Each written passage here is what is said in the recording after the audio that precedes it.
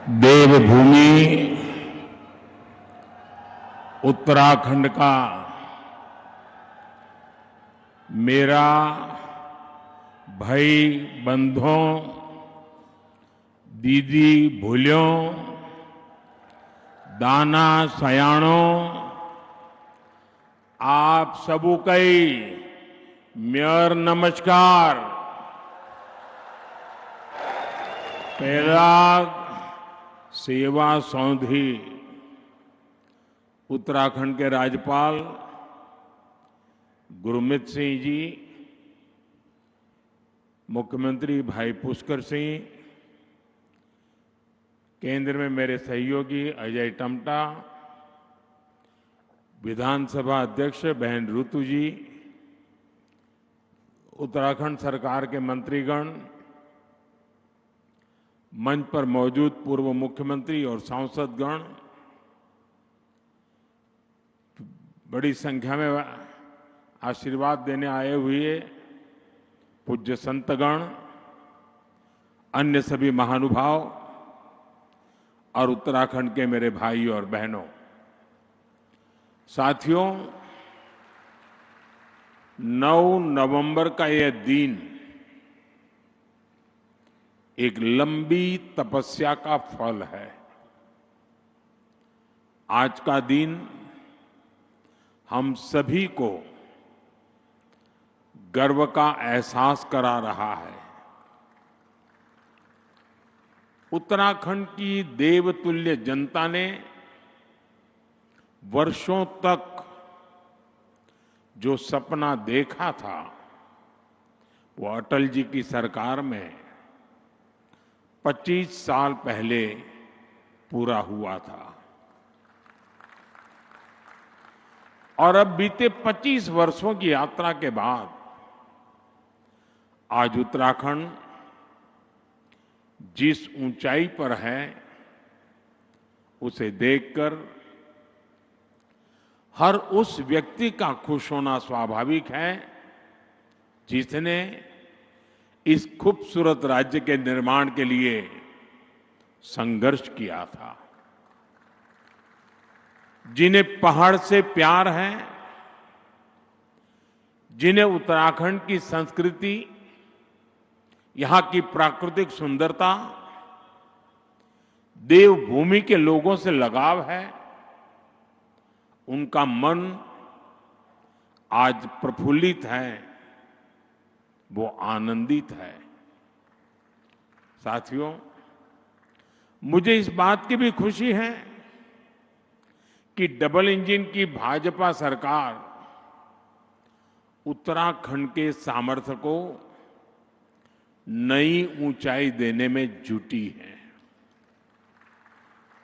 मैं आप सभी को उत्तराखंड की रजत जयंती पर बहुत बहुत बधाई देता हूं।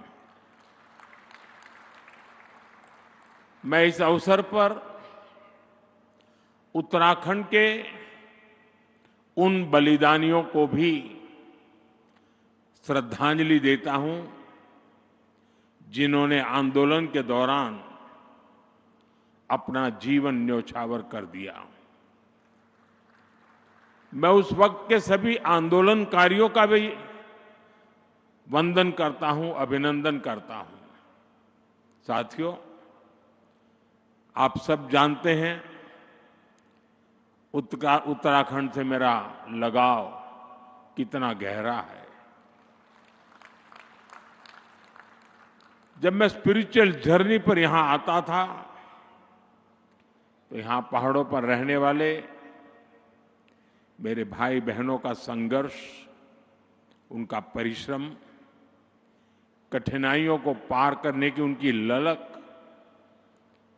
मुझे हमेशा प्रेरित करती थी। साथियों, यहां बिताए हुए दिनों ने मुझे उत्तराखंड के असीम सामर्थ्य का साक्षात परिचय करवाया है। इसलिए ही जब बाबा केदार के दर्शन के बाद मैंने कहा, ये दशक उत्तराखंड का है, तो ये सिर्फ मेरे मुंह से निकला हुआ एक वाक्य नहीं था। मैंने जब ये कहा तब मुझे पूरा पूरा भरोसा आप लोगों पर था। आज जब उत्तराखंड अपने 25 वर्ष पूरे कर रहा है, तो मेरा ये विश्वास और दृढ़ हो गया है कि उत्तराखंड के उत्कर्ष का कालखंड है। साथियों, 25 साल पहले जब उत्तराखंड नया नया बना था, तब चुनौतियां कम नहीं थी। संसाधन सीमित थे, राज्य का बजट छोटा था, आय के स्रोत बहुत कम थे और ज्यादातर जरूरतें केंद्र की सहायता से पूरी होती थी। आज तस्वीर पूरी तरह बदल चुकी है। यहां आने से पहले मैंने रजत जयंती समारोह पर शानदार प्रदर्शनी देखी।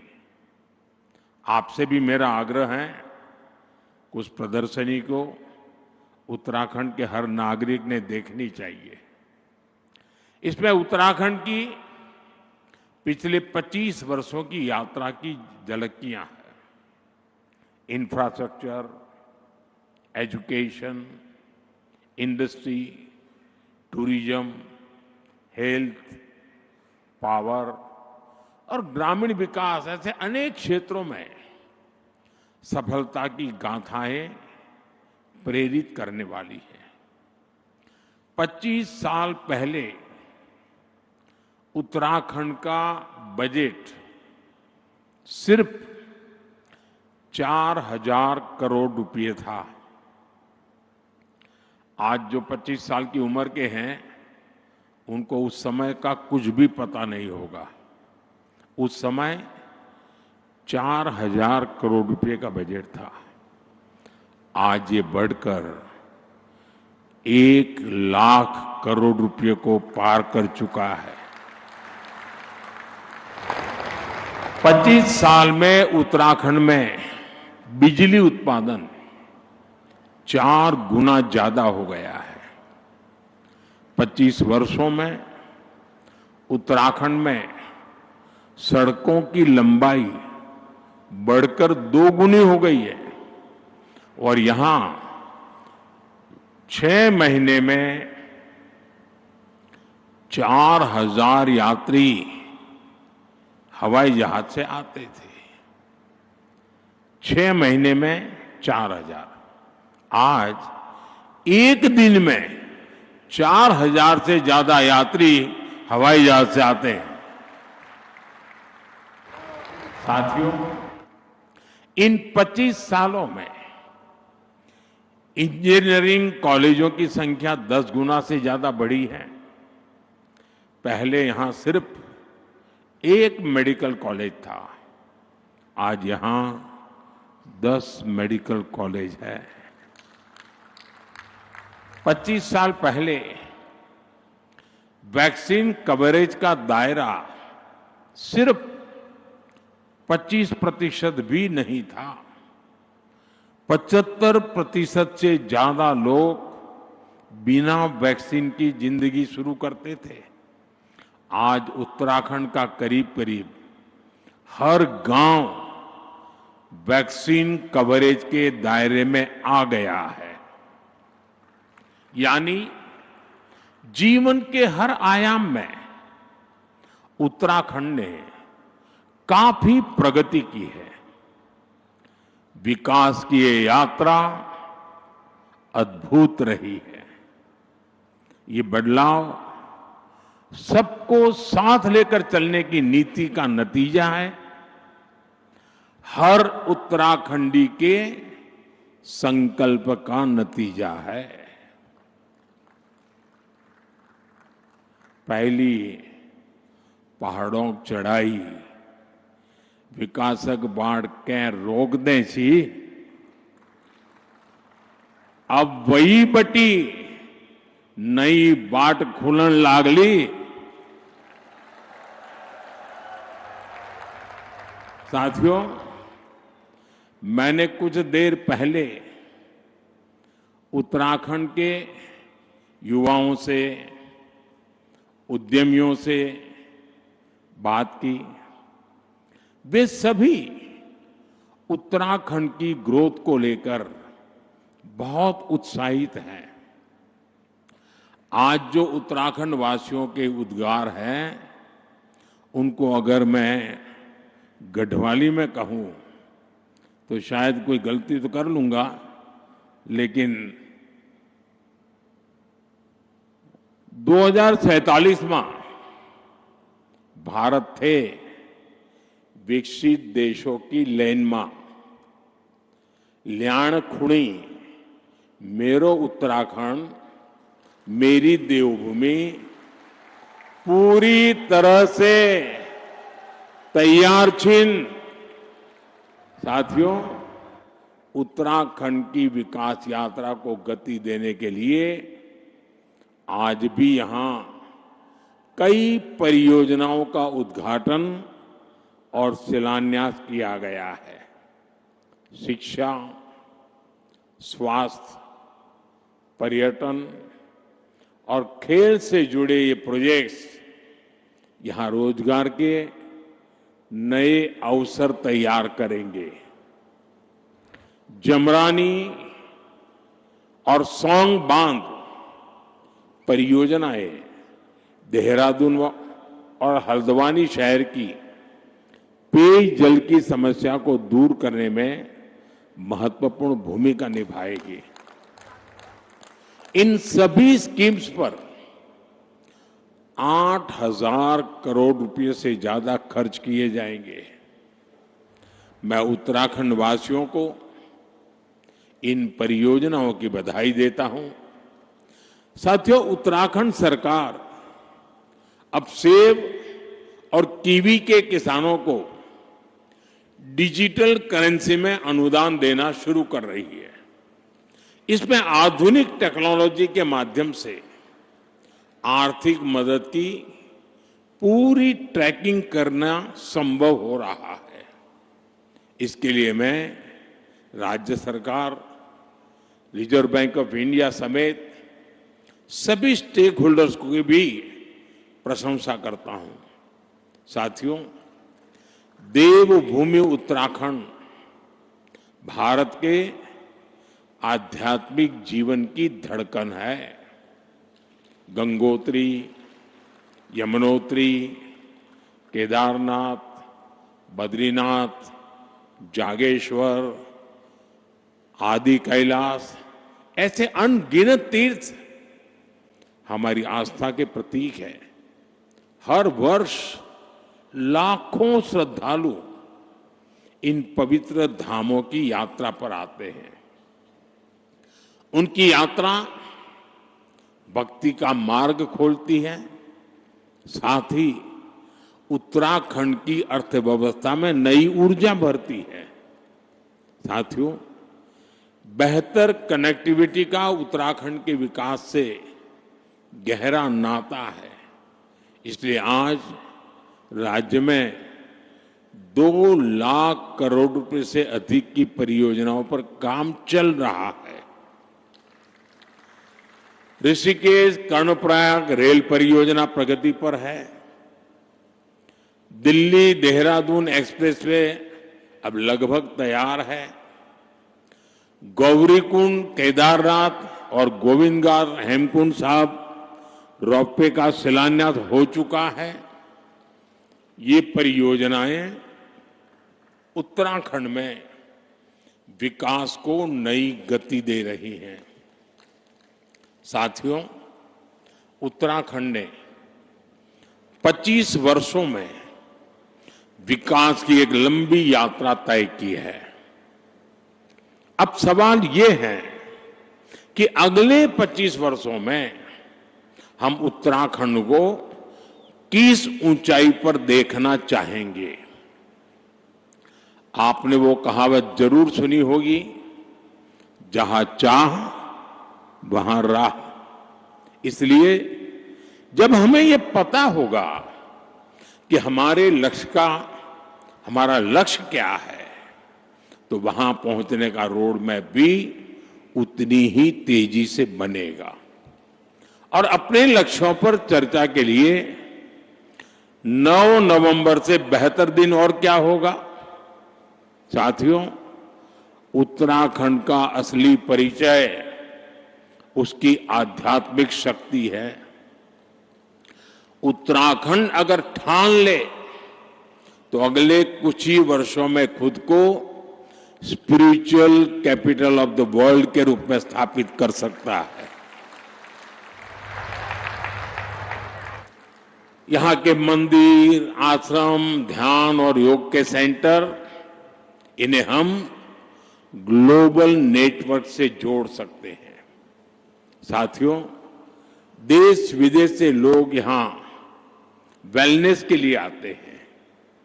यहां की जड़ी बूटियां और आयुर्वेदिक औषधियों की मांग तेजी से बढ़ रही है। पिछले 25 वर्षों में एरोमेटिक प्लांट्स, आयुर्वेदिक जड़ी बूटियां, योग और वेलनेस टूरिज्म में उत्तराखंड ने शानदार प्रगति की है। अब समय है कि उत्तराखंड की हर विधानसभा क्षेत्र में योग केंद्र, आयुर्वेद केंद्र, नेचुरोपैथी संस्थान, होम स्टे, एक कंप्लीट पैकेज, वो दिशा में हम सोच सकते हैं। ये हमारे विदेशी टूरिस्ट को बहुत अपील करेगा। साथियों, आप जानते ही हैं कि भारत सरकार बॉर्डर पर वाइब्रेंट विलेज योजना पर कितना जोर दे रही है। मैं चाहता हूं कि उत्तराखंड का हर वाइब्रेंट विलेज खुद में एक छोटा पर्यटन केंद्र बने। वहां होम स्टे बने, स्थानीय भोजन और संस्कृति को बढ़ावा मिले। आप कल्पना करिए, जब बाहर से आने वाले पर्यटक एकदम घरेलू माहौल में डुबके चुड़कानी खाएंगे, रोट, अरसा, रस, भात खाएंगे, जंगोरे की खीर खाएंगे, तो उन्हें कितना आनंद आएगा। यही आनंद उन्हें दूसरी बार, तीसरी बार उत्तराखंड वापस लेकर आएगा। साथियों, अब हमें उत्तराखंड में छुपी हुई संभावनाओं के विस्तार पर फोकस करने की आवश्यकता है।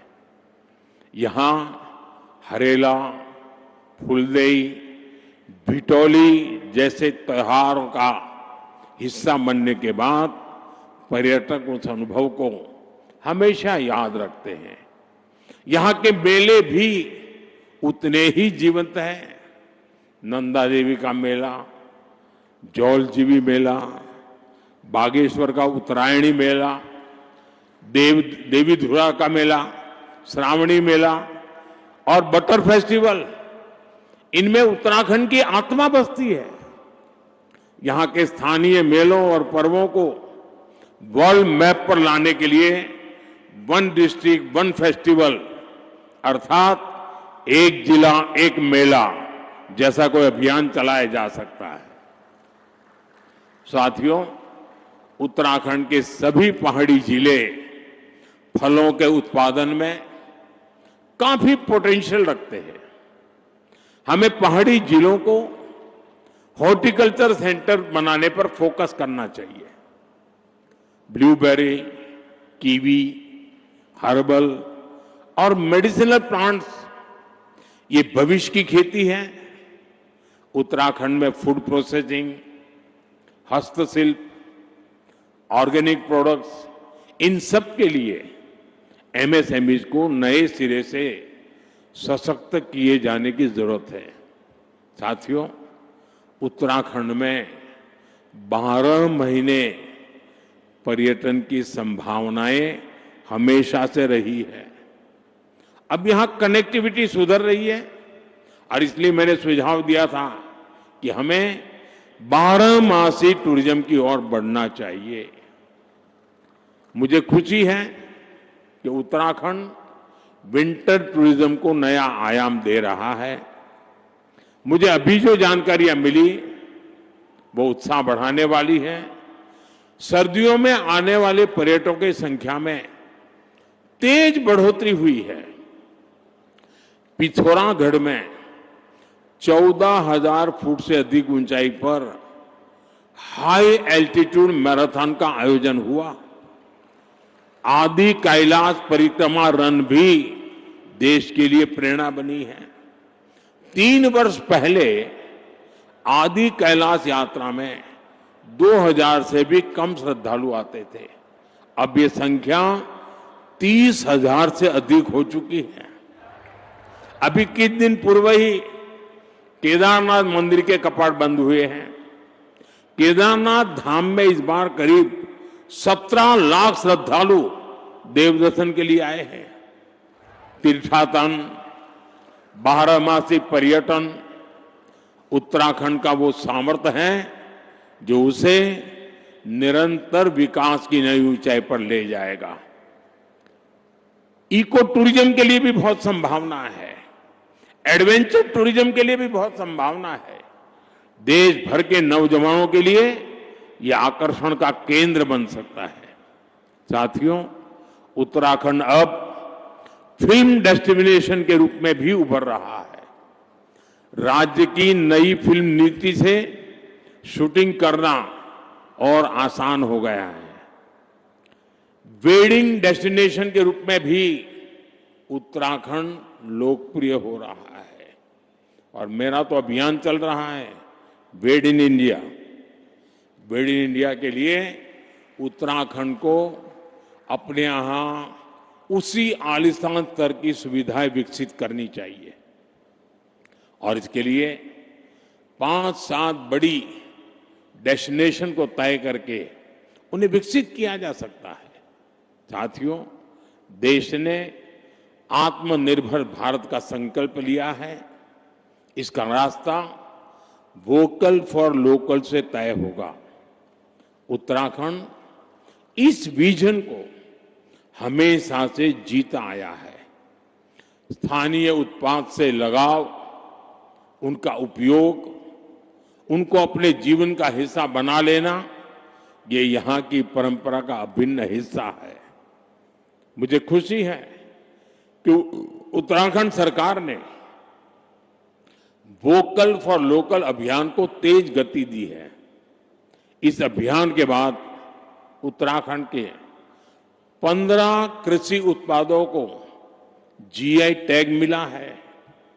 यहां के बेडू फल और बद्री गाय के घी को हाल के दिनों में जीआई टैग मिलना सचमुच में बहुत गौरव की बात है।